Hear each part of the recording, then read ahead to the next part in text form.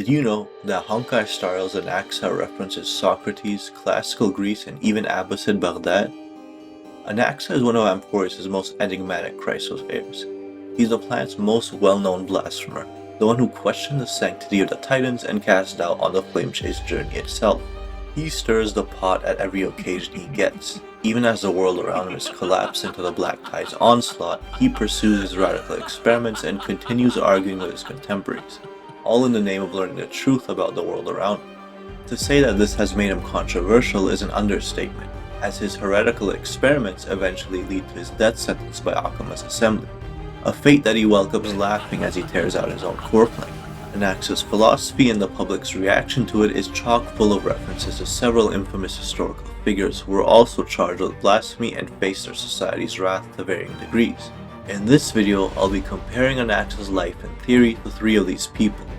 Two from the Hellenic ancient Greek world that Amphorus is based on, and a third from more than a millennia later in medieval Baghdad. Let's first talk about who Anaxa is and what he really believes in. Besides his love of dromeses, the most iconic part of Anaxa's character is his utter contempt for the worship of Titans. Most of Amphorus regards them as a supposed higher class of beings than humans, something Anaxa wholeheartedly opposes. The roots of this position come from his childhood. He originates from a far-flung city-state and was raised by his older sister, an animal tamer who doted on a reclusive younger brother with the books and supplies he wished for. He managed to send Anaxa to the Grove of Epiphany, Amphorus' foremost center of knowledge, but soon after, Anaxa's hometown was invaded by the Black Tide. He rushed back to find that it had claimed his home and only remaining family. In despair, Anaxa looked for any means he could to reverse this calamity. He turned to every Titan of Amphorus he could find, though none answered. He lost his faith in the Titans but kept his obsession with reviving his sister. He returned to the Grove and learned of Thalesis, the first scholar of the Grove, and his theory on souls and matter, essentially believing that all life and matter stemmed from souls themselves. This was the keystone event that spurred Anaxa into becoming an alchemist. Alchemy is a philosophy based on trying to transform or transmute one material into another. Anaxa reasoned he could apply this to his lost loved ones, trading himself to resurrect them. He gouged out his own eye as his material sacrifice, but in the end, this only allowed him to catch a glimpse of his sister. This was Anaxa's first blasphemy. He had theoretically transgressed into the realm of Thanatos, the Death Titan, but with it, he had also learned that it was possible for humans to step onto the Titan's turf. This fed his theory that the Titans were closer to the rest of Amphorus' inhabitants than previously assumed. He continued his experiments and founded his own school of thought at the Grove, the New Sporists, with the main philosophy that all life on Amphorus originated from a single source, and thus all of the planet's souls, whether of humans or Titans, were made in the same way. He attracted both followers and critics, but kept his most controversial experiments to himself. He was trying to alchemically fuse his human soul to a Titan one, and once and for all determine the truth behind Amphorus' existence. He actually does so twice in the story. The first time with Circes after the Black Tide invaded the Grove, making Anaxa the possessor of the core flame of reason. And the second time was briefly with Kephali, peering into the Titans' memories to find out that the current Titans are simply the previous cycle's Chrysos heirs, and that Amphorus was stuck in a loop. It is this second blasphemy that actually leads to his death sentence. He had defiled the world-bearing Titan's very body through alchemy, but in the end had proven his theory to be true. Where Anaxa gets his theory of the new spores is also where he gets, well, his name. It's Anaxagoras. Anaxagoras. The Chrysos heir is named after the real-world Anaxagoras from the 5th century BC. For the sake of clarity, from this point onwards, Anaxa will refer to the Chrysos heir, and Anaxagoras to the real person. Anaxagoras had a very particular theory about how the world worked. His hypothesis was that the universe was a mixture of countless ingredients, and that every single thing in existence possessed all of these ingredients in varying proportions. No ingredient ever suddenly appeared, nor did it ever disappear. As an example, a hot cup of coffee still possessed the ingredient of cold, but the ingredient of heat was simply dominant over it. To explain how things changed if everything was made from the same universal mixture, Anaxagoras relied on the concept of nous, which is the mind or intellect, as a prime organizer of the universe. Nous puts the mixture into perpetual motion, causing ingredients to constantly shift, get separated from one another, and then recombine into new things. If that hot cup of coffee cooled down, it was because Nous had caused a shift of the ingredients to where cold now dominated heat.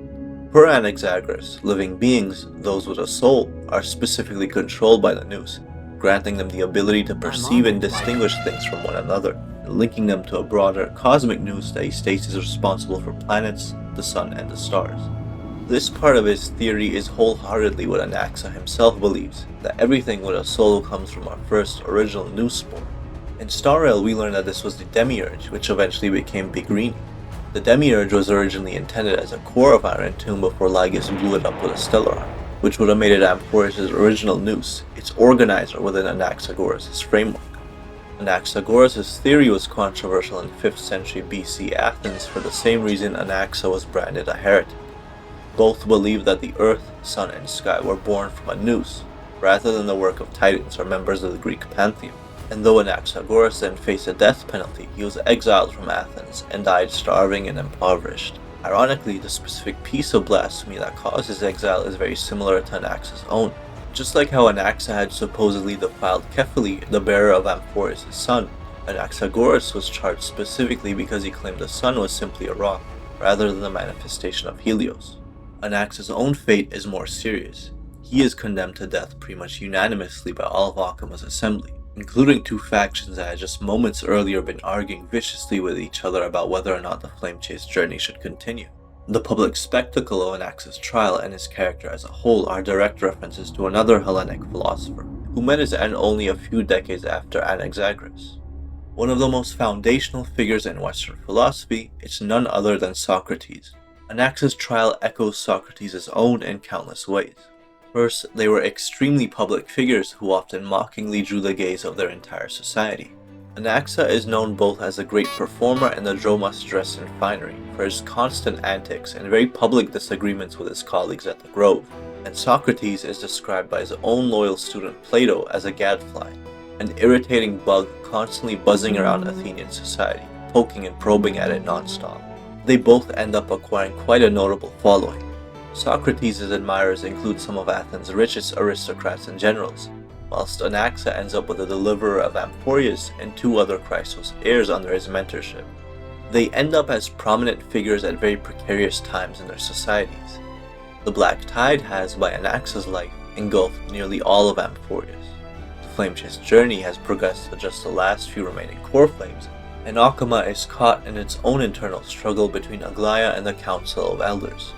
In the 4th century BC, Sparta had just triumphed over Athens in the Peloponnesian War and imposed the rule of 30 tyrants on the city. The democratic citizens had only just barely taken back control of Athens by Socrates' time. To be an infamous celebrity in such an era invited trouble for both figures who found themselves at the heart of controversy. Anaxa initially pretends to side with Caenis in her plot to end the flame chase journey, covertly securing access to Kephili, which he of course intended to further his own interests with. This added tension to his relationship with the head of the other faction, Aglaia, but he just as easily reversed his position and the ensuing debate over whether Aglaia still had the right to commandeer Achaemen's resources towards the Era Nova. Once Castris made it to the Netherrealm and confirmed his theory that the cycles were connected, he voted to support Aglaia, making himself an enemy of Caenis. He then goes a step further when he reveals his blasphemy, intentionally dooming himself to his students' shock, all in the name of advancing what he felt was the path towards truth. Anaxa's political shiftiness and his ability to direct all the attention towards himself in the public sphere is shared with Socrates. Socrates openly criticized the restored democratic rule in Athens, and among his closest followers were people affiliated with the 30 tyrants that had just been overthrown. He instead promoted more autocratic rule by wise philosopher kings who possessed the knowledge to guide the ill-informed masses who would otherwise make foolish decisions on their own. In the end, Anaxa's vote cements this same worldview. His vote for the continuation of the flame chase journey allows Aglaia to maintain her grip on Achaemen through her golden thread, and steer what's left of Amphoreus' civilization towards the Era Nova rather than listening to the bickering of the Council of Elders. Anaxa's trial is also framed in the same way and for the exact same reasons as Socrates' own. It's depicted as a democratic will of the people, rather than a unilateral decision by Aglaia or Lygus or anyone else. We're shown the citizens of the assembly chanting for Anaxa's death, but we also know that at least some of the people there would rather not see Anaxa die.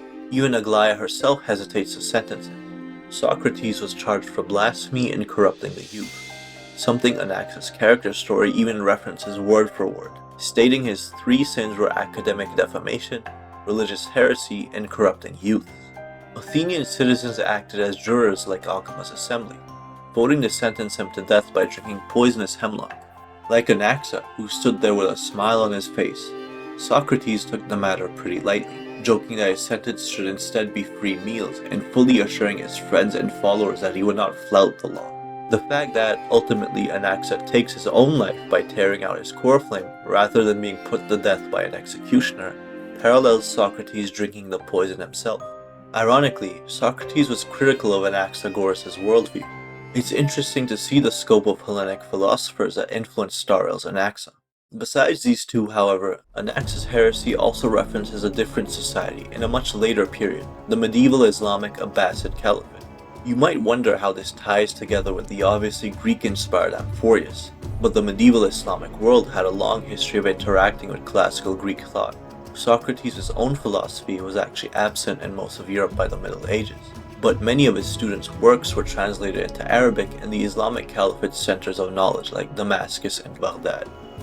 The specific figure Anaxa shares parallels with is one of the most controversial people in medieval Islamic history, Mansur al-Hallaj. Hallaj was a 9th century mystic and poet born, like Anaxa, in a remote town far from said centers of knowledge. Also like Anaxa, he was from a young age devoted to the pursuit of knowledge, in his case motivated to learn the deeper and inner meanings of Islam.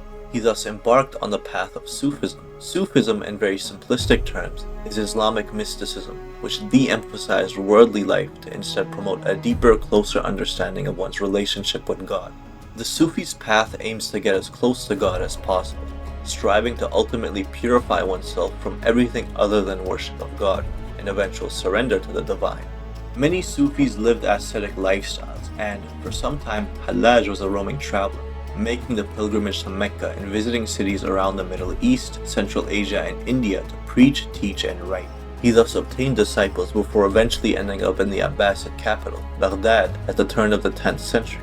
Just like the Grove of Epiphany was considered Amphorius' foremost center of knowledge, so was Abbasid Baghdad for the Islamic world. It had the House of Wisdom, one of the largest public libraries in the world, which contained countless documents including many Greek manuscripts.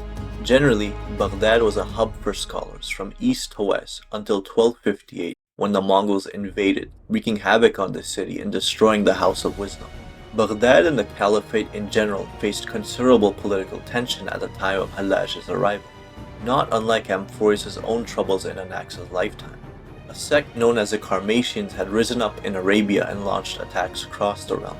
Southern Iraq was engulfed by rebellion by free and enslaved African rebels and their Arab allies, and within Baghdad itself the Shi'i vizier of the Caliph clashed with Sunni scholars and notables. Hallaj threw himself into the spotlight as had Anaxa. Firstly, rumors floated about his treason, because his wife's family had ties with the southern Iraqi rebels. As his influence within Baghdad grew, Hallaj gradually made more enemies among the city's elite. He continuously made a series of controversial statements that caused both great commotion and increasingly cast suspicion on his political allegiances. He both said that he had a burning love of God and that the people of Baghdad must kill him to be rewarded. He openly prayed to die hated by the Muslim community, and that God had made his blood lawful for them to shed. The height of his infamy came when he said that he was the truth. The truth is one of the 99 names of God in Islam. What Hallaj had said was the keystone of his condemnation. He was condemned for blasphemy because he had violated a core principle of Islam, that God is one with no partner or associate. A lengthy trial ensued due to the unprecedented nature of Hallaj's actions. His followers tried rationalizing what he'd said by claiming that he had annihilated himself entirely, and was no longer in control of his own body, but was rather in a state of spiritual ecstasy. This, however, did not counteract the core claim of blasphemy, and Hallaj was thus condemned to death. Consider Anaxa's words when he casts his vote to continue the flame chase journey. I have never once switched sides.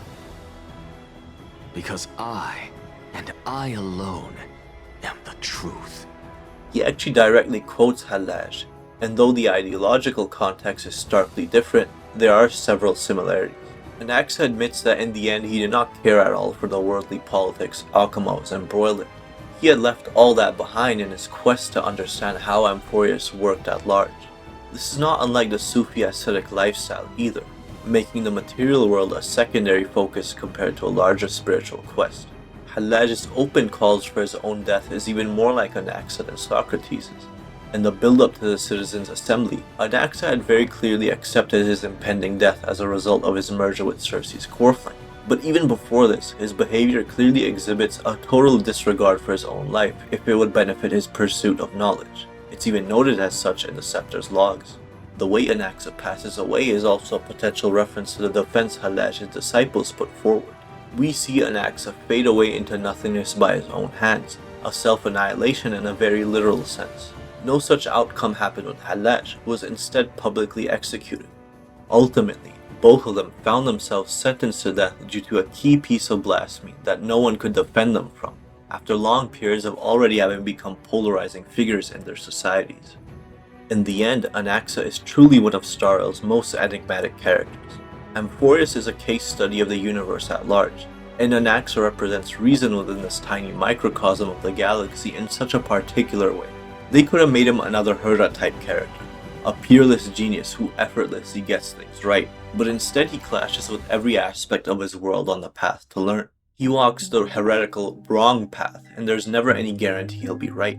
The blasphemers he's based on were, after all, wrong on countless things. But his willingness to face society's wrath, essentially condemning himself by his own actions, just for the possibility to reach further than those before him, make him such a compelling example of how erudition can be as destructive as it is fruitful, both to oneself and also to society.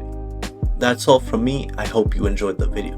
Make sure to like, subscribe, and comment down below your thoughts. It was great fun relating Professor Anaxagoras to our own world, and I have more Honkai Star Rail coming up soon. Alright, take it easy, and until next time.